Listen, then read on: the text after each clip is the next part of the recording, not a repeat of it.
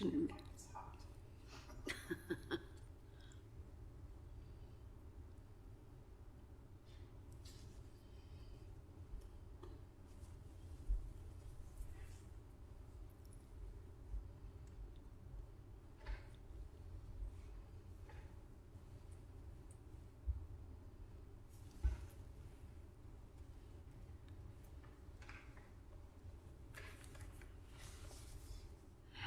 Nick is coming.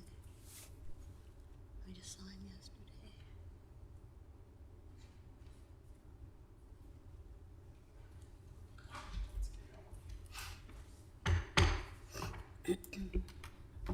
I call the meeting to order. Let the record show it is now 4 o'clock, Wednesday, January 28th, 2026. Roll call. Jason Tate, Here. Bentley Gilbert, Here. Marilyn Aller, Stephanie Giles, Jim DeLapp, Here. Nick Larock, no, Lisa Gogol. Thanks. We will now have the approval of the minutes. Is there a motion to approve the minutes from December 17th, 2025, meeting of the Historic Resource Review Commission as presented? I move. I so move. Anyone second? I'll second that. All in favor, say aye. All right. Aye. Opposed? Okay. Audience participation. Is there anyone in the audience who wishes to speak to the commission on an item not on the agenda? All right. We shall move forward. Business from staff. And we have a briefing on Roseburg Main Street organization from Board President Sarah Everman.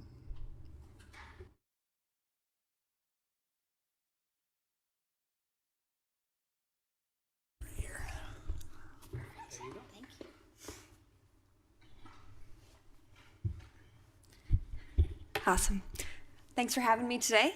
I'm excited to give this overview. I'll try to be brief but thorough and certainly happy to answer any questions. So first I'll start with a little bit of a historic timeline here. We're going to rewind back to the fall of 2024.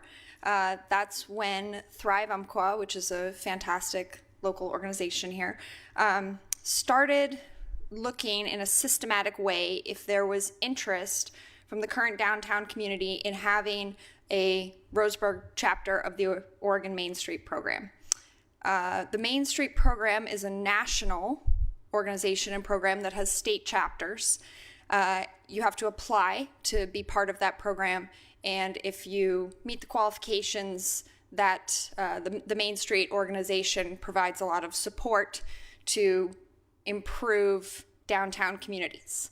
The Main Street program has 4 pillars. They call them promotion, which is promoting the local area, organization, i.e. creating your local organization, economic vitality, and design. This is a really trusted national and state level program, and so there was a lot of community interest in rebuilding a Roseburg organization for this. So over a series of several meetings that went through the first half of 2025, it became apparent that the community wanted this for Roseburg. So out of several meetings, a small group that we loosely called the E-Team started working with Thrive on some of the logistical aspects that would be required to apply for the Oregon Main Street designation. For example, we needed to come up with a name for our organization and figure out whether we were going to be a 501c3, a 501c6, how some of that logistical paperwork was going to work out. During this time, Thrive was able to apply for and receive some funding to support the logistical aspects of this project. Specifically, they contracted with the Center for Nonprofit Law based in Eugene to help us with this IRS documentation.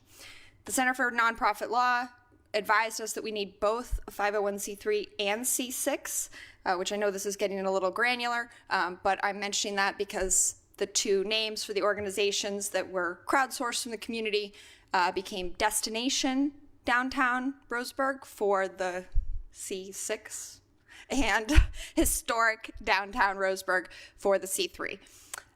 Those two organizations share a board and share all the things that we're doing right now. Again, I'm kind of being technical here, but just showing you the long process that's been involved in getting us to where we are now. So that was great. We continued to sort of gain community input to crowdsource our mission statement, which I'll try not to butcher this too, is to promote downtown Roseburg as a thriving place for community, commerce, and culture. I might have gotten a word backwards there, but off the top of my head. And again, I'm emphasizing that we had a lot of community input in developing that over a series of meetings. So as we came into the fall of last year, we got to the point where we were ready for an official board. I'm the board president, and it's been an honor to work in that role. We are now, in the first part of this year, really starting to move into some more official capacities. For example, we just welcomed 2 new board members, bringing our current total to 6. We had little, kind of, not challenges, but the recruitment of board members always takes a little time. And we're really making sure that's a good fit. So we just got 2 new board members on board, and we're looking ahead to some strategic planning coming up here very soon. Another recent development, now that we're kind of on a little bit more of a roll, is we completed the Oregon Main Street application that was due in early January. Got that whole process in. Again, Thrive was absolutely instrumental in the support and facilitation of all of that. And we formed our first committee, the promotion committee. There'll be other subcommittees as well, but that's the first one that we're working on. And the chair of that committee is Councilor Zach Weiss. So he's going to be leading the charge for some downtown outreach, hopefully helping us with things like a logo and a website and other things to get us up and running. So that kind of brings us to where we are now. Still a lot of work to do, but we're confident in the future of this organization. Any questions? I don't know how to, what are you wanting to do? What's the appearance, I guess, that you're hoping to see in some near and far term in the city? Yeah. I'm sorry, you said what's the what I'm... Well, appearance is the only word I can think of. I mean, there's new economic development you mentioned, but cultural things and historic things, which is what I'm interested in. Yeah. Yeah, so I think this is an interesting... I was expecting a question like this because we keep getting this question of what do you want to do, right? Like how are you going to make some amazing change and revitalize Roseburg? And of course, that's what we want to do. But to be perfectly honest, we are looking at some pretty small steps to start: fundraising, organization, getting the community together. As we were moving through this process to get our IRS filings and to get our Main Street application submitted, we were really focused on sort of those logistical things so that we would have a foundation for this organization. And again, Thrive has been absolutely critical in supporting us. The city has provided resources via Thrive, and we've just had a tremendous amount of support in propping this organization up. And all the work has gone into that so far, just creating this organization. Now here we are, we finally sort of have legs. We're not quite ready to stand on our own yet, but close. So now that there's a there, we're gonna start strategic planning. Part of why we didn't do that initially, you might say, is because we didn't have those board members, right? We didn't know who these people were, who was gonna be sort of driving the work and doing some of this hands-on stuff that we need.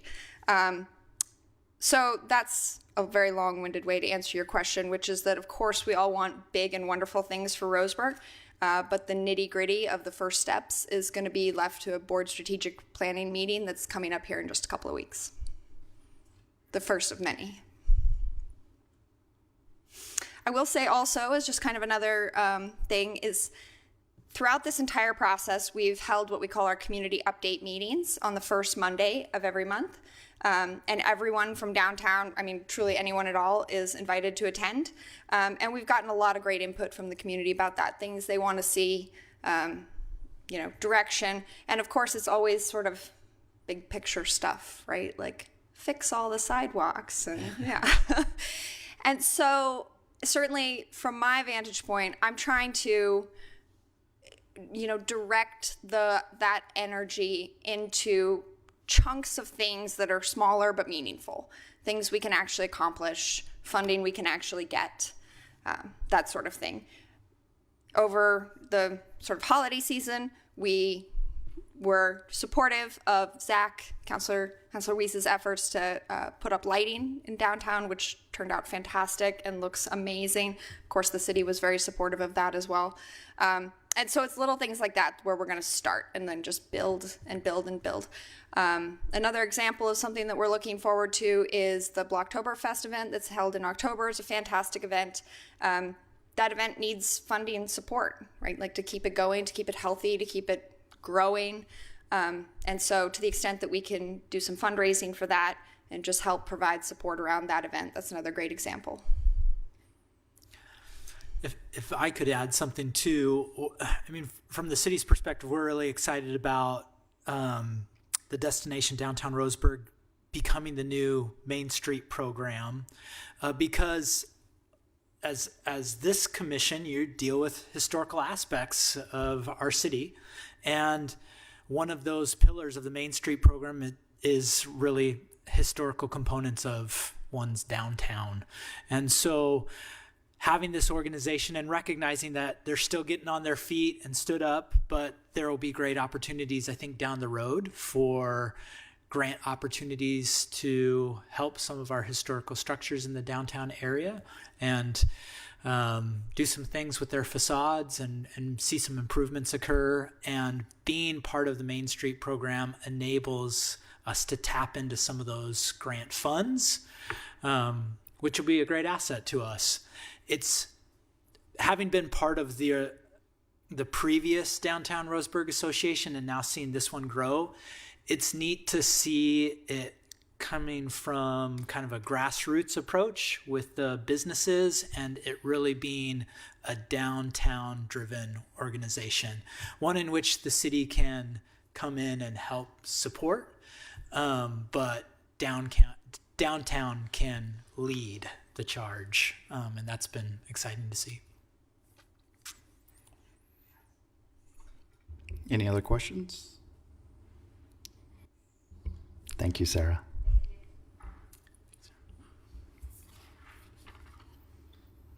We'll move to the public hearing. The order of procedure for the public hearing will be as follows. We will first have staff report, then testimony from the applicant, then others in favor, then those opposed. The applicant will have an opportunity for rebuttal before the commission deliberates and takes action. The public hearing is now open. Is there one public hearing item? There is one public hearing item on the agenda tonight. Amendment HR 24-004 at 729 Southeast Jackson Street, the UCC Historic Newberry's building. Well, I'll give you a rundown kind of on what has brought us to this point and our recommendation for you today in regards to a suggested motion and how you may choose to move forward. As you're aware, I think most of you were able to go on the UCC tour last month as we met with Dr. Rachel Pokrant, who's the president of UCC. She was unable to make it today, so Steve Loosely is here with us representing UCC. Originally, when UCC presented their application to make changes to the building there, and specifically to the facade, you approved essentially what they proposed March 20th of 2024. That approval included criteria, well, I should say the approval was based on criteria that's in our municipal code, and there was specific standards that had to deal with materials and texture, and in-kind material and textures being used in the alteration or addition of historic resources. And in an effort to address that standard, UCC indicated, hey, the metal facade that's on this building now is deteriorated enough that we need to remove it, but our plan is to replace it with something in kind that would be a metal facade that would have coloring that would match UCC's theme. As Dr. Procrant indicated to us last time that we met on the 17th of December, construction projects, not everything always goes to plan. And they recognized that funding had to go to some other areas of the building. And so at the end, they were just unable to have enough funds to be able to take care of that issue and address it.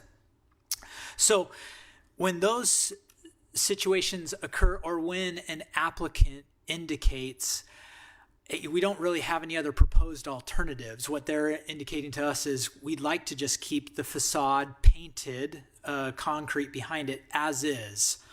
In this situation, or any situation in which an applicant says, I may not be able to meet the standard, typically what we would do then is provide them with possible grant funding opportunities in which you may be able to tap into to assist in doing that. We did that with UCC, and they looked into some of those, but really what Dr. Procrant indicated to us was, after reviewing some different alternatives and checking into those possible grants, even then, if they were to receive a grant, the costs associated with finishing the project, as they had indicated, was just too great. So as part of her presentation on the 17th and a part of a written proposal she submitted, UCSC is asking that they continue to just be able to receive approval for as the building is constructed now. Their justification for that is that items that have to do with other portions of the historic criteria concerning the building's original height, its bulk, its visual integrity, all of those primary structural elements are continuing to stay the same. There are portions of the Newberry's department store that still exist. For example, the entry bays facing the street behind the lot line on Southeast Main and Southeast Jackson Street, they continue to exist. That's the terrazzo flooring in the entryway. That's kind of the buff pinked background with the cursive green lettering of Newberry's. I think we saw that as we went in. That's still there. And then kind of a larger picture of just that UCC has chosen to really make a strategic investment in downtown Roseburg by locating the student housing programs here in the heart of our city rather than on their campus. That decision has helped to revitalize our downtown with buildings that have been vacant for a long time in the past. And we're grateful for that commitment, and that commitment certainly has been recognized by our city council as well. So in regards to those justifications, although that criteria isn't necessarily satisfied, we do feel like as a commission, you could recommend that the condition that was initially included as part of your original approval back in 2024 be removed, and that you could go ahead and amend the historic application, this HR-24-004, to approve the historic Newberry's department store at 729 Southeast Jackson, no longer requiring the replacement of the metal paneling, and approving it as has been completed. That is our suggested motion for you. That is our recommendation. Happy to answer any questions that you may have. Yes, Jason. If I recall, didn't Rachel indicate that that building, that wasn't original to that building initially? It was added later? Yeah, she had mentioned that, but I think that was based on some photos that had been seen that were kind of grainy and it appeared that there wasn't the metal facade there, but it always was there as part of the original Newberry's construction. I think the photos that just had been seen were photocopied photos, but it's clear that when it was constructed, that metal paneling existed.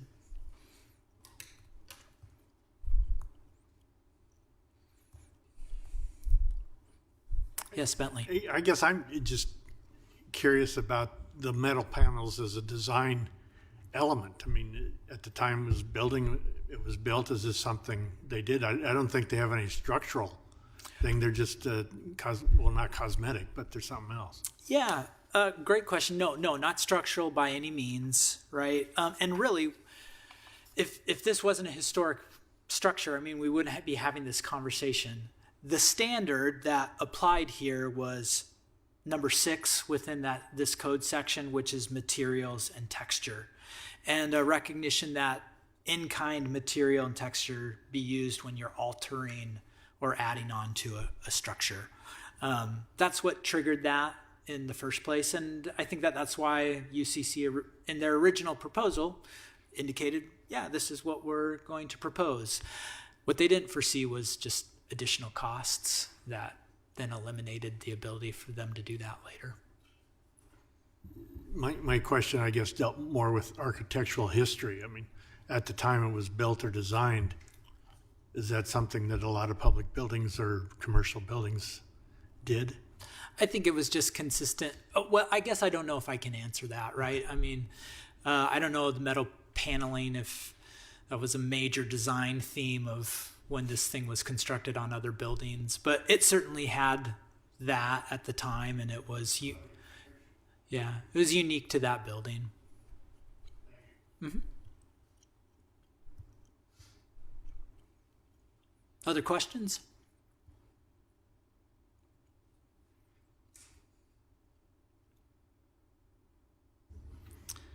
Do we have any commissioners that need to disclose ex parte contacts or conflicts of interest?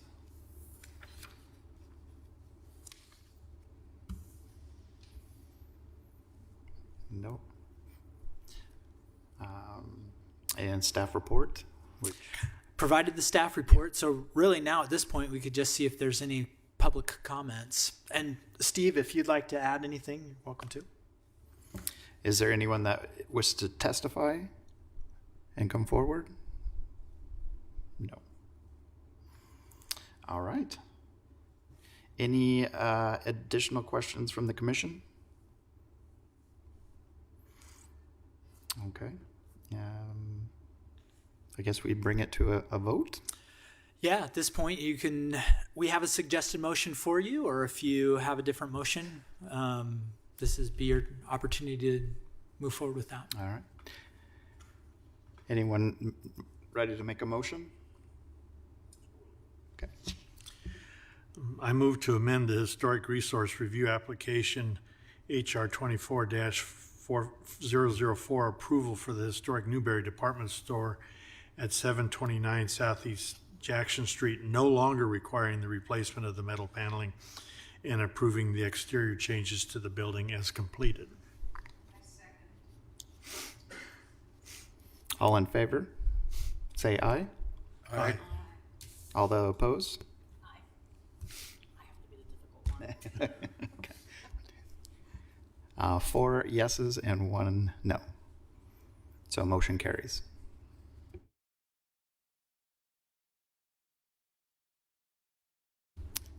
Yes.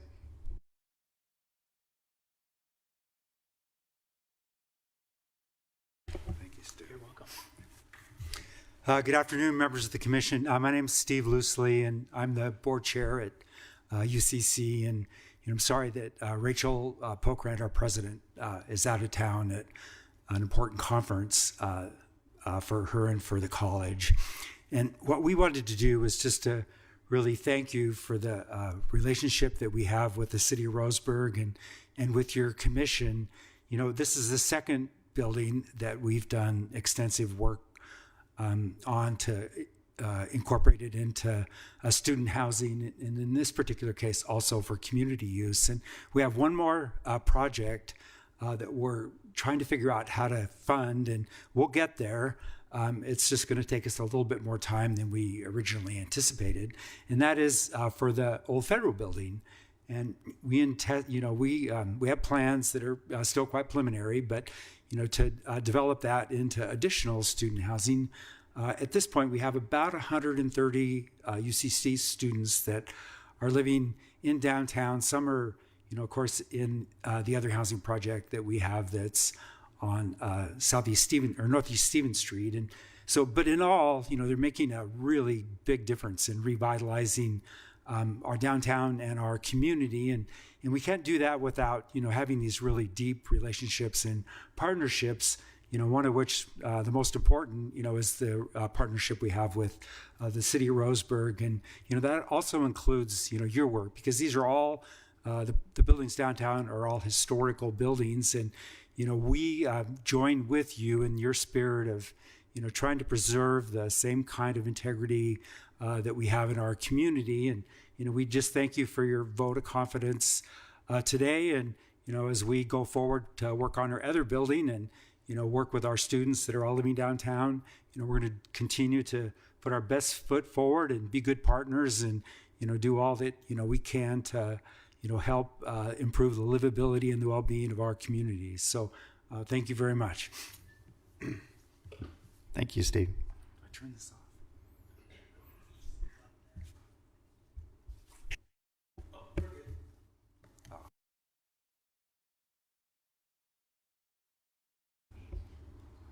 Next piece on here, I have annual election for the HRRC Vice Chair for 2026.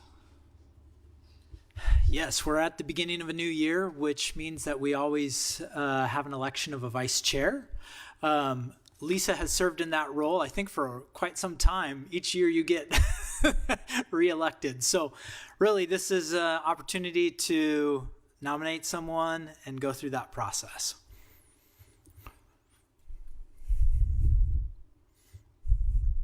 Do we have any nominations?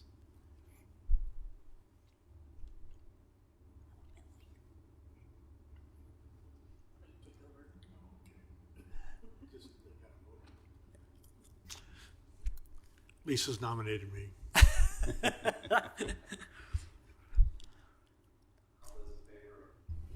All those in favor of Bentley? Whoop, you need someone to second that. Oh, sorry. Second that. Thank you. All those in favor of Bentley being the vice chair, please say aye. Aye. Opposed? All right. Thank you. Thank you. I'm glad we kept the campaign so decent as we did. You're going to do a great job, Bentley. Do any commissioners have any additional items to bring forward? Next meeting will be Wednesday, February 18th, 2026 at 4 p.m. There are no further business. This meeting is adjourned. Let the record show it is now 4:09. That's not correct. 4:28. 4:28, Wednesday, January 28th, 2026. Thank you.